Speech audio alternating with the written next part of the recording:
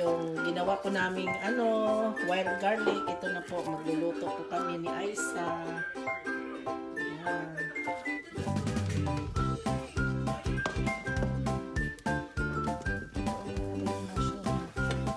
Garlic mushroom naman ito pang Garlic mushroom.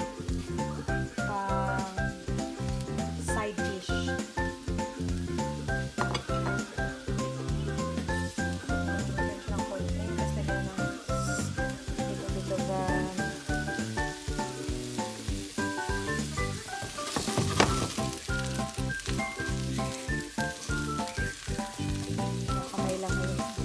Kamay lang, napag-dry-dry.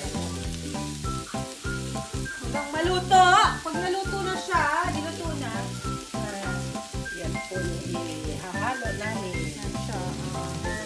Sausage. Ito na yung ginawa namin wild garlic. Matigas na. Pwede siya next time ihalin sa burger o kaya sa steak. Yan. Yan yung iniwa namin ang ganda. Ready mo na siya. Hindi ka na kailangan maghiwa-hiwa. Kaya nga, Ready na siya. Ready ng garlic butter.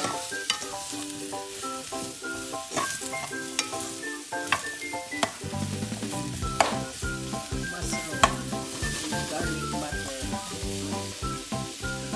wild garlic.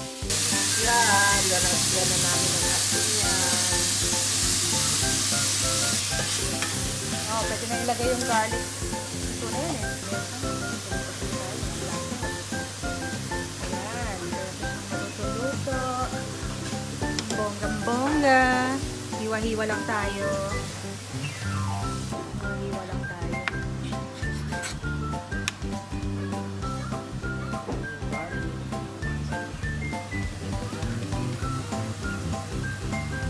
Ay, nag-green na. Malat na siya. Ayan siya, oh. Nagkalat na yung kulay green niya, no?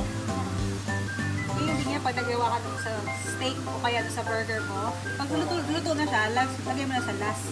Tapos paluto-lutuin mo na ng konti para maluto. Hindi siya masunog yung butter. Ayan siya, lutuin na natin. Kalat na. Kalat na yung color green. Mabango na siya. Mabango. Pag gumawa ka tayo, dami-damihan pa natin para talagang talaga magaling. Kasi damihan talaga. First time is green. The more garlic, the marami, the better. Ito na. Pwede nang lantakan. Sabi, sino ba nagsabi niya na pwede nang lantakan? Mag-green pa yan. Meron Si Cara David pala. Pwede nang lantakan.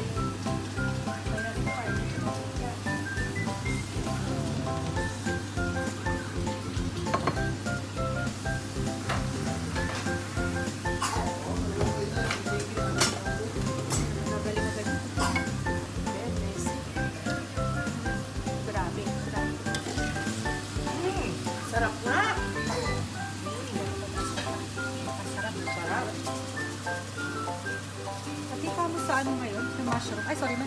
Parang nagmahal na rin. Kukunti lang din yung isang pack nila, no? Pati piso lang yun. Ngayon, 150 lang. Yan lang yan. So, sa Tesco, nagmahal na.